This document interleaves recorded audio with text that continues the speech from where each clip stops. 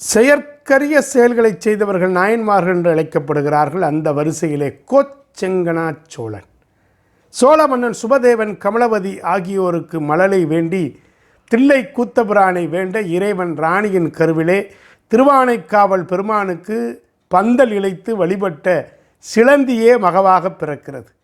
கருவிலே இருக்கிற குழந்தை சுகப்பிரசவமாக வர இருக்கின்ற அந்த தருணத்திலே இன்னும் ஒரு நாளிகை தள்ளி பிறந்தால் இந்த குழந்தை 3 லோகமும் ஆளக்கூடியவனாக, மாடக்கோயில்களை கட்டக்கூடியவனாக, சிவத்தொண்டு புரிபவனாக மாறுவான் என்று சொல்ல கர்ப்ப வாயிலேயே தன் காலை தலைகீழாக தொங்கவிட்டு அவனை காத்தவள் அவளுடைய தாய்.